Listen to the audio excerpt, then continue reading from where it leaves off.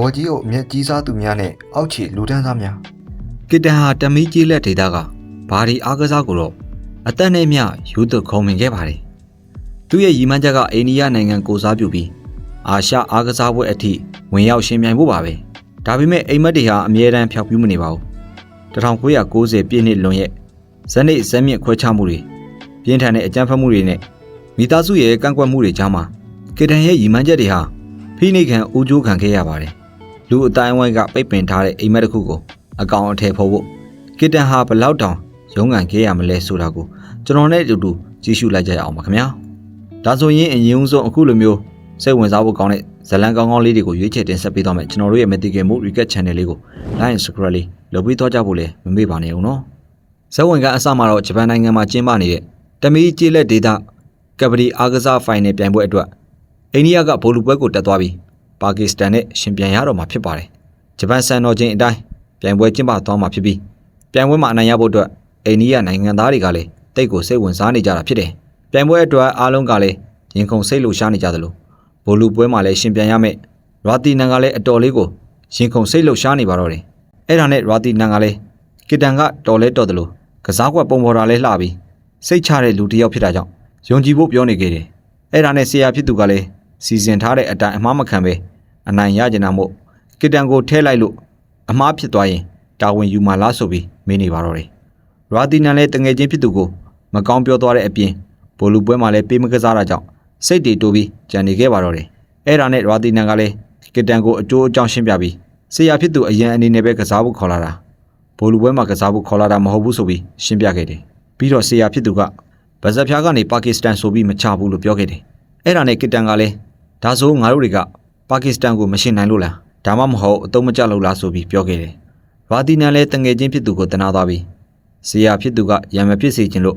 ပြီးတော့မင်းကစိတ်ဆိုးရင်ရံဖြစ်တာမလို့စိတ်မချဖြစ်ပြီးဘိုလ်လူပွဲမှာပေးမကစားတာဆိုပြီးပြောခဲ့ပါတော့တယ်။ရာတီနန်ကတော့သူစိတ်ပြေအောင်ပြောပေမဲ့ကစ်တန်ကတော့စိတ်ထဲမှာအခဲမကြည့်ခဲ့ပါဘူး။ဒီလိုနဲ့နောက်တစ်နေ့မှာတော့အားလုံးစောင့်မျှော်နေကြတဲ့ဘိုလ်လူပွဲကြီးစတင်ကျင်းပပါတော့တယ်။အိန္ဒိယပြည်သူတွေကလည်းအော်တောင်းနေပြိုင်ပွဲကြီးကိုရင်ခုန်စိတ်လှုပ်ရှားစွာစောင့်မျှော်ကြည့်ရှုနေကြပါတော့တယ်။ကစ်တန်တယောက်လည်းကစားသမားတွေနဲ့အတူပွဲထလာပြီးမဲ့နီးပြကလုံးဝမကစားခိုင်းခဲ့ပါဘူး။ဒါကိုအိန္ဒိယပြည်သူတွေကတွေ့သွားပြီးဒေါသတွေထွက်က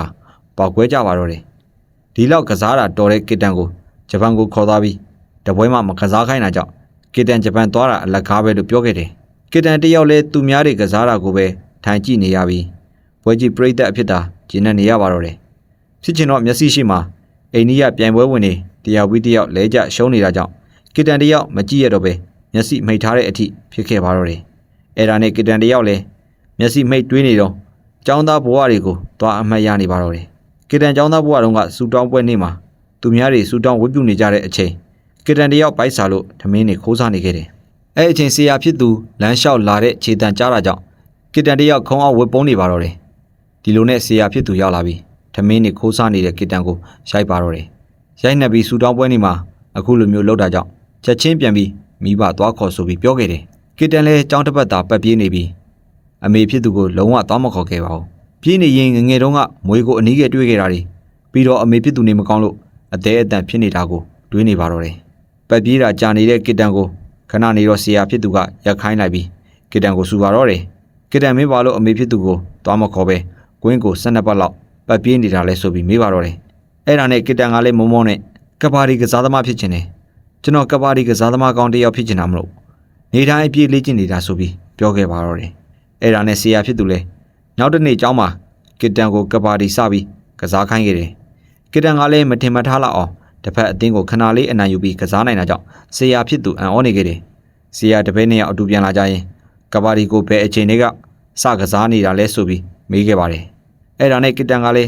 းကျွန်တော်တို့ရွာမှာမွေးကလေးကကဘာဒီကိုစပြီးကစားလာကြတာ။ရွာမှာတစ်နေ့တစ်ခါလှုပ်လေးရှိတဲ့ကဘာဒီပြိုင်ပွဲမှာ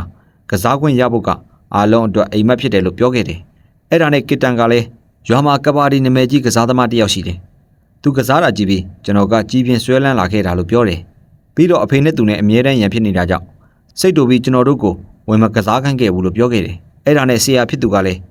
ရွာမှာမကစားရလဲကျောင်းမှာဝင်ကစားဆိုပြီးပြောခဲ့တယ်။ကျောင်းအသင်းမှာဝင်ပြိုင်ပြီးမင်းအစွမ်းကိုထုတ်ပြလိုက်ဆိုပြီးပြောခဲ့ပါတော့တယ်။အဲ့ဒါနဲ့ဆရာဖြစ်သူလဲကစ်တန်ကိုမုံကျွေးကျင်တာကြောင့် ပလာတာရောင်းတဲ့ဆိုင်တစ်ဆိုင်ကိုခေါ်သွားခဲ့တယ်ဆိုင်လေးရောက်ဆရာကကြိုက်တဲ့လောက်စားဖို့ပြောခဲ့တယ်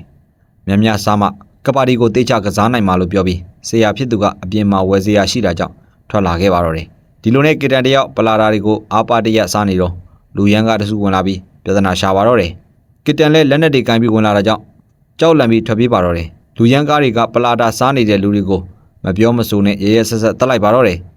ခဏလေးနေရောလူရန်ကားတွေကချောင်းကြည့်နေတဲ့ကီတန်ကိုမြင်ပြီးចောင်းသားလေးဆိုပြီးဘာမှမလုပ်ပဲလုပ်ပေးလိုက်ပါတော့တယ်စားတော့ဆိုင်မှာလူနှစ်ယောက်အသက်ခံရတဲ့တဲ့ရင်ကဟိုးလေးတဲ့ကြော်ဖြစ်သွားခဲ့ပါတော့တယ်ပန်တီယာရာဂျာနဲ့ကန်တာဆာမီတို့ရန်ညိုးတွေမပြေနိုင်ပဲကြီးထွားနေတာကြောင့်အခုလိုမျိုးအသက်ခံရတာဖြစ်ပါတယ်နောက်တစ်နေ့မှာတော့ကီတန်တို့ចောင်းလေးကိုရဲတွေရောက်လာပြီးလူတက်မှုကိုမျက်မြင်ကိုယ်တွေ့မြင်ခဲ့ရတဲ့ဆရာဖြစ်သူရောကီတန်ရောလာစစ်ခဲ့တယ်အဖေကကီတန်မင်းပန်တီယာဂျာကိုမြင်ခဲ့သေးလားသူ့ကိုမြင်ခဲ့တဲ့အကြောင်းတခြားသူတွေရောရှောက်ပြောနေသေးလားဆိုပြီးမေးခဲ့တယ်အဲ့ဒါနဲ့ကီတန်ကလည်းသူဘသူကမှမပြောတာကြောင့်စိတ်ချပါဆိုပြီးပြောခဲ့ပါတော့တယ်ကီတန်လည်းအဖေဖြစ်သူကပန်တီယာဂျာကလူကောင်းဆိုပြီးဘာလို့လူတွေကိုလိုက်တက်နေတာလဲလို့မေးခဲ့တယ်အဖေဖြစ်သူကလည်းအဲအကြောင်းတွေပြောရင်ပုံမြင်1000လောက်ထုတ်လို့ရတယ်ဆက်ဆက်နေတာတွေကအများကြီးပဲလို့ပြောခဲ့ပါတယ်အဲ့ဒါနဲ့အဖေဖြစ်သူကလည်းအရင်တုန်းကငါတို့ရွာလေးကခြံစည်းရိုးတွေအများကြီးကာထားတာရေလန်းတခြားလန်းတွေကနေဘသူမှဖောက်ဝင်လို့မရအောင်ကာထားတာဖြစ်တယ်ဒါပေမဲ့တနေ့ပန်တီယာရာဂျာရောက်လာပြီးခြံစည်းရိုးတွေအားလုံးဖျက်ပစ်ခဲ့တယ်သူကဥဆောင်ပြီးခြံစည်းရိုးတွေအားလုံးဖျက်လိုက်တာကြောင့်တခြားသူတွေကလည်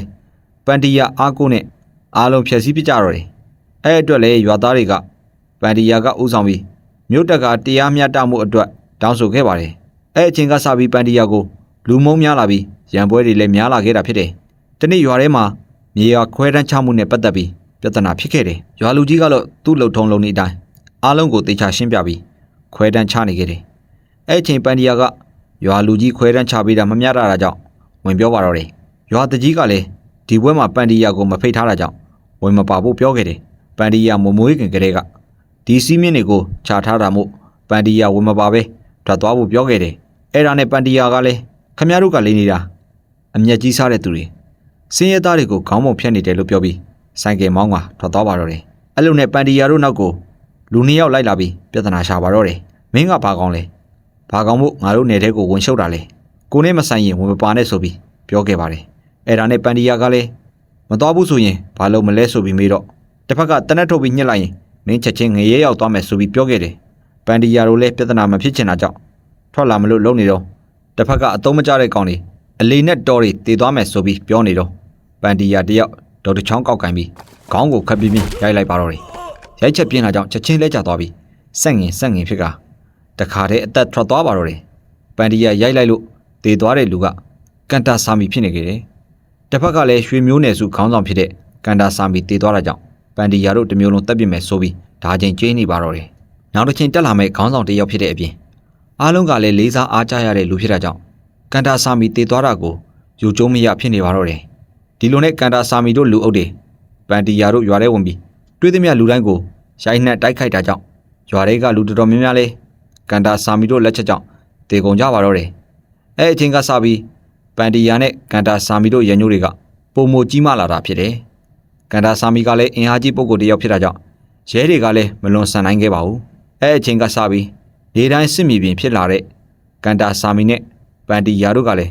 းဦးသူဝင်တိုက်ခိုက်တယ်လို့အချင်းချင်းကလည်းအမြဲတမ်းတပ်ဖြတ်နေကြတာဖြစ်တယ်ရွာသားတွေကလည်းပန်တီယာကိုနဖျားတဆူလို့ကိုးကွယ်လာကြပြီးလိုလေသေးမရှိထောက်ပံ့နေတာကိုတွေ့ခဲ့ရပါတော့တယ်။နှစ်ယောက်သားရန်ညိုးတွေကလည်းကြီးမားလာတယ်လို့နောက်ဆုံးပန်တီယာစီကရွာသားတွေကိုကန်တာဆာမီကမြားခေါ်ပြီးသူ့လူတွေအဖြစ်တိတ်သွင်းတဲ့အဆင့်အထိရောက်ခဲ့တာဖြစ်တယ်။အဖေဖြစ်သူကလည်းကစ်တန်ကိုတွေးကြည့်ဆက်တာတွေရန်ညိုးတွေဇက်တိုက်ပြောနေတာကြောင့်အမေဖြစ်သူကိုမပြောဖို့တားလိုက်ပါတော့တယ်။ခဏလေးနေရောရဲတွေပြန်လာပြီးကစ်တန်တို့ကိုကြည်သွားခဲ့တယ်။ကစ်တန်ကိုလည်းဆရာဖြစ်သူကဘာမှမဖြစ်တော့ဘူးကိစ္စအားလုံးပြီးသွားတာကြောင့်စိတ်အေးထားဖို့ပြောခဲ့ပါတော့တယ်အဲ့ဒါနဲ့အဖေဖြစ်သူကဂျေဇုတင်စကားပြောနေတော့ဆရာဖြစ်သူကခလေးကိုတေချာကျွေးမွေးဖို့ပြီးတော့ကစ်တန်ကကဘာဒီအားကစားသမားကောင်းတစ်ယောက်ဖြစ်နိုင်တာကြောင့်သူ့ကိုတေချာလေ့ကျင့်ပေးဖို့ပြောခဲ့တယ်ကစ်တန်ကတစ်ချိန်ကျရင်ကျောင်းကုံဆောင်မှလည်းဖြစ်တယ်လို့နိုင်ငံကုံလေးဆောင်နိုင်တာကြောင့်တေချာလေ့ကျင့်ဖို့ပြောခဲ့တယ်ဒါကိုအဖေဖြစ်သူကလည်းကစ်တန်ကိုမကစားခိုင်းစေချင်ကြောင်းကျောင်းစာကိုပဲတေချာလုပ်စေချင်တာကြောင့်ကဘာဒီကိုလုံးဝမကစားခိုင်းဖို့ပြောခဲ့တယ်ဆရာကလည်းကစ်တန်ကကဘာဒီကစားတာသူများထက်ထူးချွန်နေတဲ့အပြင်ကဘာဒီမှာသူ့ဘဝကြီးတစ်ခုလုံးနစ်မြုပ်ထားတာကြောင့် ဆက်ကစားဖို့ပြောခဲ့တယ်အဲ့ဒါနဲ့အဖေဖြစ်သူလဲဒေါသထွက်သွားပြီးကျွန်တော်တို့ရွာမှာခွေးရောကြောင်ရောကကဘာဒီကစားနိုင်တယ်ကျွန်တော်လည်းတစ်ချိန်ကကစားခဲ့တာဒါပေမဲ့ဘာမှဖြစ်မလာဘူးကစ်တန်ကိုကဘာဒီပဲကစားခိုင်းနေရင်ပျက်စီးသွားမှာစိုးတယ်ကျွန်တော်သားလေးကိုမပျက်စီးစေချင်ဘူး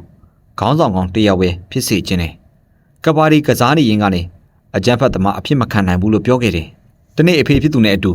မျိုးထဲတွားရင်ကစ်တန်တစ်ယောက်ဘေးဘီကိုကြည့်နေခဲ့တယ်ရှူခင်းတွေကိုကြည့်နေရင်ကားပေါ်မှာပါလာတဲ့စိတ်တကောင်ကခရီးသွားတစ်ယောက်ကိုသေးပန်းလိုက်ပါတော့တယ်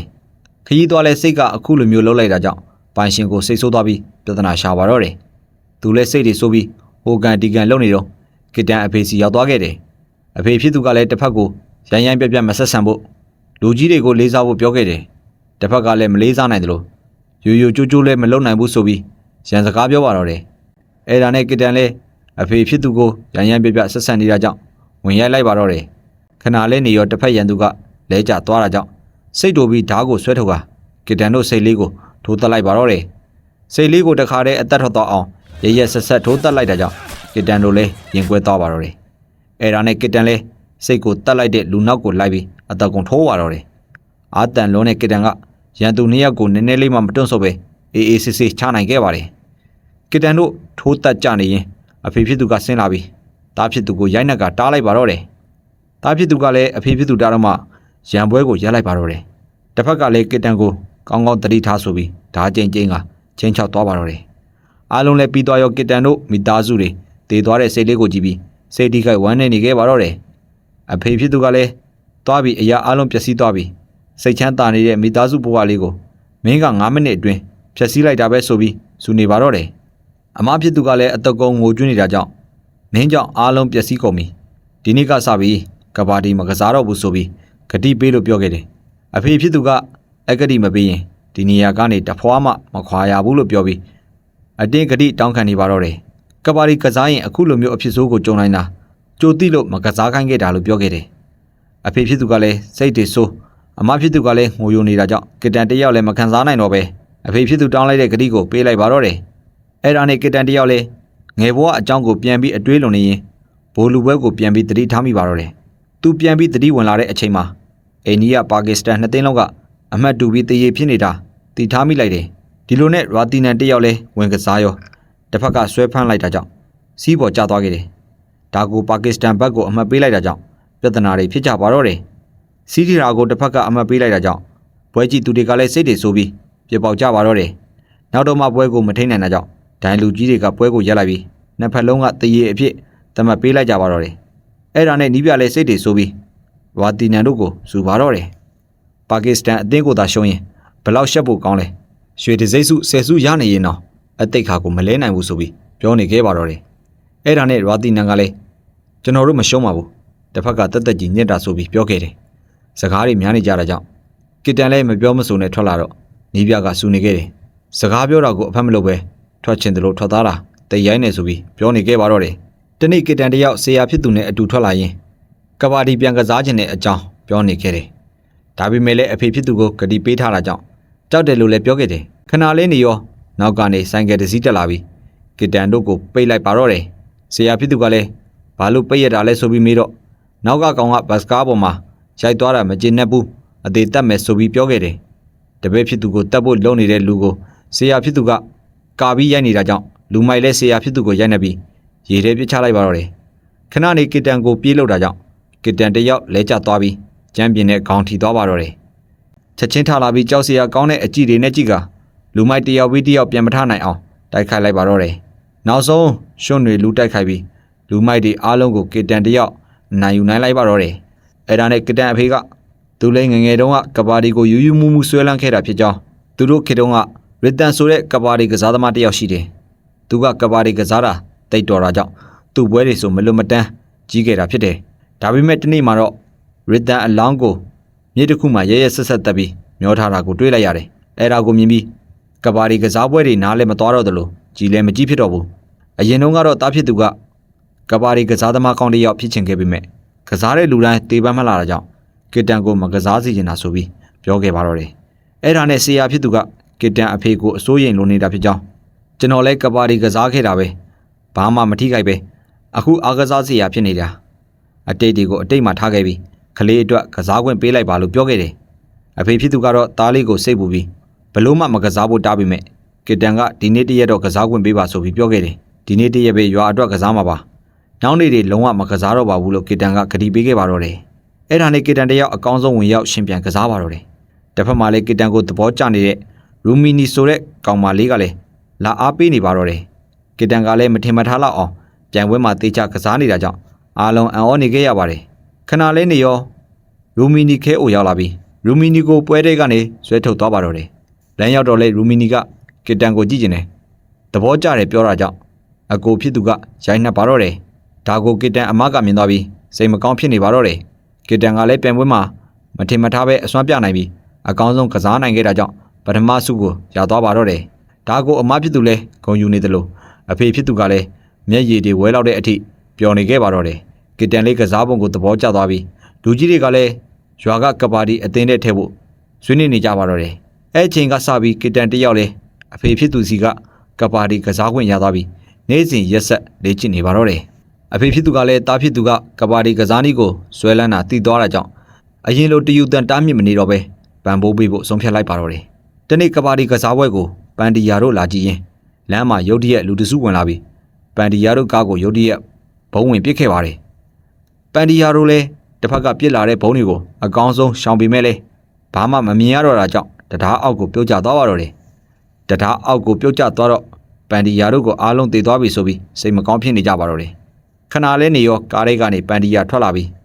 းပြန်တိုက်ဖို့လုပ်နေတာကြောင့်တစ်ဖက်ရန်သူတွေကလည်းချက်ချင်းဘုံခွဲကအစာအနာမကြံအောင်ဖျက်ဆီးပစ်လိုက်ပါတော့တယ်ပန်ဒီယာတယောက်ညီကုန်းချုပ်ဇသိန်းသွားတာကိုပန်တာဆာမီကတကူတကလာကြည့်ပြီးထက်အသက်ရှင်နေမှစိုးတာကြောင့်လက်ပစ်ပုံနောက်တစ်လုံးထပ်ပစ်ကအဆုံးသတ်ပေးလိုက်ပါတော့တယ်ပြိုင်ပွဲကိုလာရောက်အားပေးမဲ့ပန်ဒီယာကိုအားလုံးကစောင့်နေခဲ့ကြပါတယ်ခဏနေတော့အဖေဖြစ်သူရောက်လာပြီးပန်ဒီယာအသက်ခံလိုက်ရတာကြောင့်တားဖြစ်သူကိုချက်ချင်းပြန်လိုက်ခဲ့ဖို့ခေါ်ခဲ့တယ်ကစ်တန်ကလည်းခေါင်းပါပြီးမလိုက်ချင်ပေမဲ့အခြေအနေမကောင်းမှကိုကြိုတွေးပြီးလိုက်လာခဲ့ပါတော့တယ်ဒီလိုနဲ့ကစ်တန်တို့တားအဖပြန်လာကြရင်လမ်းမှာဆိုင်ကယ်တွေအုပ်လိုက်ကြီးဝင်လာပြီးတားပါတော့တယ်အဖေဖြစ်သူကလည်းလမ်းဖယ်ပေးဖို့ဆိုင်ကယ်မီးတွေပိတ်ဖို့ပြောပေမဲ့အဖက်မလုပ်ခဲ့ကြပါဘူးစကားတွေများနေတဲ့ကစ်တန်အဖေကိုလူမိုက်တွေကပါနာရိုက်လိုက်ပါတော့တယ်ကစ်တန်လည်းအဖေဖြစ်သူကိုထိလာတာကြောင့်တေးသေးကြီးကြီးအသက်ကုန်ပြန်တိုက်ပါတော့တယ်ခဏနေကစ်တန်ကိုချုံအောင်ပြီးလက်ကိုလင်ချိုးလိုက်တာကြောင့်ကစ်တန်တယောက်နာလွန်းတာကြောင့်အသက်ကုန်အော်ဟစ်နေပါတော့တယ်ကံကောင်းကျင်တော့ရွာသားတွေရောက်လာတာကြောင့်လူမိုက်တွေလည်းထွက်ပြေးသွားပြီးကစ်တန်တို့တားအဖလည်းအသက်ဘေးကနေလွတ်မြောက်သွားပါတော့တယ်ဒီလိုနဲ့လာအနှဲငယ်ကြပြီးကစ်တန်တယောက်လက်ကျိုးသွားတဲ့ဒဏ်ရာအနှဲငယ်ပြန်ကောင်းလာရောပန်တာဆာမီရွာသားတွေနဲ့ပြိုင်ပွဲဝင်ပြိုင်ခဲ့ပါတော့တယ်ကစ်တန်လည်းငကိုကလေးကကဘာဒီကိုကျွမ်းကျင်ကစားနိုင်တာကြောင့်တချီပြီးတချီအေးဆေးအနိုင်ယူနိုင်ခဲ့ပါတယ်ပန်တာဆာမီရွာသားတွေမင်းသက်သွားအောင်ကစားနိုင်တယ်လို့အားလုံးအမြင်မှာလဲကစ်တန်ကမျက်စိကျစေရာဖြစ်လာခဲ့ပါတော့တယ်နောက်တော့ကစ်တန်ကိုပန်တာဆာမီကသဘောကျသွားပြီးသူထောင်ထားတဲ့ကလပ်အသင်းမှာလာကစားဖို့ခေါ်ခဲ့တယ်ဒါကိုအဖေဖြစ်သူကငကိုကလေးကပန်တာဆာမီတို့နဲ့မတည့်တာသူကလပ်မှာသွားကစားဖို့ဆိုတာအစင်မပြေဘူးလို့ပြောခဲ့တယ်အဲ့ဒါနဲ့ဆရာဖြစ်သူကလည်းလူပေါင်းစုံကစားသမားပေါင်းစုံထောင်ထားတဲ့ကလပ်ဖြစ်တာကြောင့်မထက်ဆရာမရှိဘူးလို့ပြောခဲ့တယ်တကယ်လို့အသင်းထဲမှာကစ်တန်သာဝင်ကစားမယ်ဆိုရင်တခြားအခွင့်အရေးတွေလည်းအများကြီးရနိုင်တာကြောင့်ကလပ်ထဲဝင်ဖို့တိုက်တွန်းခဲ့ပါတော့တယ်တနေ့ကစ်တန်တို့တားအဖကိုပန်တာဆာမီစီကအိမ်အထိခေါ်တွေ့ပြီးချက်ချင်းကလပ်ထဲဝင်ကစားဖို့ဖိတ်ခေါ်ခဲ့တယ်တွေ့ဘူးသမျှထဲမှာကစ်တန်ကစားတာကိုတိတ်သဘောကျတာကြောင့်အတွေးမမဖို့တတိပေးခဲ့တယ်အဲ့ဒါနဲ့အဖေဖြစ်သူကလည်းကစ်တန်ကိုကလပ်အသင်းထဲဝင်ခိုင်းစေခြင်းပေမဲ့ဆရာတို့ရန်ညိုးတွေအမုန်းတရားတွေကြားထဲမှာကျွန်တော်သားလေးမြေစာပင်ဖြစ်မှဆိုးတယ်လို့ပြောခဲ့တယ်အဲ့ဒါနဲ့ပန်တာဆာမီလဲအတွေးတွေမှားနေကြောင်းကတာဘီကလပ်ထဲကကစားသမားတွေကိုအညိုးတွေမထားပဲဘယ်သူမှမထိခံတာကြောင့်စိတ်ချလက်ချအသင်းထဲဝင်ဖို့ပြောခဲ့ပါတော့တယ်အဲ့ဒါနဲ့ကစ်တန်တယောက်လည်းအသင်းထဲဝင်သွားပြီးဦးစားပေးခံရပါတော့တယ်ကစ်တန်ကိုရိုက်နဲ့ရန်ရှာတဲ့သူတွေကိုပန်တာဆာမီကရိုက်နဲ့အဆုံးမအပြစ်ပေးတာကြောင့်ကစ်တန်တယောက်သဘောတွေကျနေပါတော့တယ်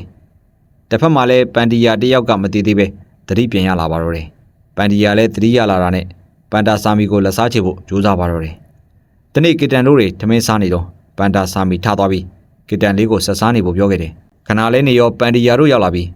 ပန်တာဆာမီအိမ်ကိုဘုံပစ်သွင်းလိုက်ပါတော့တယ်ကစ်တန်လည်းစိတ်ညစ်ညစ်နဲ့အဖေဖြစ်သူစီထွက်ပြေးလာပါတော့တယ်အဖေဖြစ်သူကလည်းရုတ်တရက်အိမ်ကိုရောက်လာတော့စိတ်ပူပြီးမေးတော့မှကစ်တန်ကအကြောင်းဆောင်ရှင်းပြပါတော့တယ် ကစ်တန်လည်းအခုဖြစ်ရက်ကိုအတော်လေးကြောက်လန့်သွားပြီးကဘာဒီမကစားတော့ဘူးဆိုပြီးပြောခဲ့တယ်ကဘာဒီကစားနေရတာခေါင်းပေါ်ဘုံတစ်လုံးတင်ထားသလိုခံစားနေရတာကြောင့်မကစားတော့ဘူးလို့ပြောခဲ့ပါတယ်နောက်တစ်နေ့မှာတော့ကစ်တန်တို့ပန်တာဆာမီကပြန်လာဖို့ကမ်းလှမ်းခဲ့ပြီးမြဲကစ်တန်ကလက်မခံခဲ့ဘူးအဲ့ဒါနဲ့ကစ်တန်လည်းမြို့ကကလပ်အသင်းတစ်ခုကိုရောက်သွားပြီးမြို့ကကဘာဒီပွဲတွေမှာပဲဝင်ရောက်ကစားပါတော့တယ်ဆရာကောင်းတမားကောင်းနီးပြကောင်းနဲ့တွေ့သွားတာကြောင့်ကစ်တန်တယောက်သဘောကျနေပါတော့တယ်မြို့ကကဘာဒီပြိုင်ပွဲတွေမှာဝင်ရောက်ကစားရင်ကစ်တန်တယောက်ကိုလူသိများလာပြီးနောက်ဆုံးလက်ရွေးစင်ဖြစ်လာခဲ့ပါတော့တယ်ကစ်တန်တယောက်လည်းအိန္ဒိယလက်ရွေးစင်ပွဲအတွက်အကောင်းဆုံးပြင်ဆင်နေရင်တစ်ဖက်မှာတော့ရူမီနီလေးကိုအကိုဖြစ်သူကအတင်းမင်္ဂလာဆောင်ပေးခဲ့ပါတယ်ပန်ဒီယာကမင်္ဂလာပန်းကုန်းဆိုပေးဖို့လုပ်နေတော့ရောင်းမကရူမီနီလေးဘက်ကဝင်ပြီးပွဲကိုမလုပ်ဖို့တားခဲ့တယ်သူချစ်တဲ့ကောင်လေးကအဝေးမှာရောက်နေတော့အကိုဖြစ်သူကအတင်းအကျပ်စီစဉ်လာလို့ပြောခဲ့တယ်အဲ့ဒါနဲ့ပန်ဒီယာလည်းစိတ်တူသွားပြီးကောင်လေးကပြန်လာတဲ့အထိဆောက်ပြီးမင်္ဂလာပွဲစီစဉ်ပေးဖို့ပြောတာကြောင့်အားလုံးလည်းပျော်သွားခဲ့ပါတော့တယ်ဒီနေ့ပန်ဒီယာအသက်ခံလိုက်ရပြီးကစ်တို့ရွာလေးကပြဿနာတွေဖြစ်ပြီးစစ်မြေပြင်ဖြစ်နေပါတော့တယ်အဲ့အချိန်ကစ်တန်ကလည်းညာကြီးမိုးချို့ရုတ်တရက်ပြန်လာတာကြောင့်အဖေဖြစ်သူအံ့ဩသွားခဲ့တယ်ကစ်တန်လည်းအိန္ဒိယအသင်းအတွက်အရွေးမခံလိုက်ရတာကြောင့်ပြန်လာတယ်လို့ပြောခဲ့တယ်ခဏနေရူမီနီရောက်လာပြီးကစ်တန်ကိုမြင်ကအလွမ်းတယ်ပါတော့တယ်ကစ်တန်လည်းအဖေဖြစ်သူကပြဿနာတွေဖြစ်မှဆိုးတာကြောင့်ချက်ချင်းရွာကနေထွက်သွားဖို့ပြောခဲ့ပါတော့တယ်ဒီလိုနဲ့တားဖားနှစ်ယောက်ထွက်လာရင်လမ်းမှာရဲတွေတွေ့သွားပြီးကစ်တန်အဖေကိုစစ်တော့ဓာတ်တွေ့တာကြောင့်ရှင်းနေပါတော့တယ်ရဲကအဖေဖြစ်သူကိုရိုက်လိုက်တာကြောင့်ကစ်တန်လည်းစိတ်တူသွားပြီးရဲကိုရိုက်လိုက်ပါတော့တယ်ဒါပေမဲ့လည်းအများနဲ့တယောက်ဖြစ်နေတာကြောင့်ရဲတွေအုပ်စုလိုက်ရိုက်တာကိုကစ်တန်တို့တားဖားနှစ်ယောက်အလူးလက်ခံနေရပါတော့တယ်နောက်တော့မှအဖေဖြစ်သူကတားဖြစ်သူကလက်ရွေးစင်ကဘာဒီကစားသမားဖြစ်တာမလို့ပြိုင်ပွဲလည်းရှိသေးတယ်မလို့လွတ်ပေးဖို့ငွေယိုတောင်းပန်ပါတော့တယ်လွတ်ပေးဖို့ငွေယိုတောင်းပန်တော့မှလွတ်မြောက်သွားပါတော့တယ်ဒီလိုနဲ့ကစ်တန်တယောက်ဂျပန်နိုင်ငံမှာကျင်းပနေတဲ့ကဘာဒီပြိုင်ပွဲကိုဝင်ရောက်ကစားခွင့်ရသွားပါတော့တယ်အစာပိုင်းမှာတော့ပါကစ္စတန်ကိုတည်ကြနေရင်ဒုတိယအချီမှာတော့ကစ်တန်တို့ရှုံးနေပါတော့တယ်ကစ်တန်တို့အမှတ်လိုနေတာကြောင့်နီးပြကလည်းဒေါသတွေထွက်ပြီးမင်းတို့နှစ်ကောင်တေဖို့သာပြင်ထားဆိုပြီးကစ်တန်တို့ကိုလာဆူနေပါတော့တယ်နောက်ဆုံးပွဲမှာတော့ခေါင်းဆောင်ကကစ်တန်ကိုပြန်ဖို့လွတ်လိုက်တာကြောင့်နီးပြစိတ်ဆိုးသွားပါတော့တယ်ဒါပေမဲ့လည်းကစ်တန်ကမထင်မထားပဲတစ်ဖက်ရန်သူတွေကိုလှည့်စားနိုင်ပြီးပထမဆုကိုရယူနိုင်ခဲ့ပါတော့တယ်အိန္ဒိယဂုံဆောင်နိုင်တဲ့ကစ်တန်ကိုနိုင်ငံတော်ကဆုတစ်စိတ်တီချီးမြှင့်ခဲ့တာကြောင့်အဖေဖြစ်သူကတော့မျက်ရည်တွေဝဲပြီးကစ်တန်အတွက်ဂုံယူမဆုံးဖြစ်နေရင်းနဲ့ဇလန်းလေးလည်းပြီးဆုံးသွားပါတော့တယ်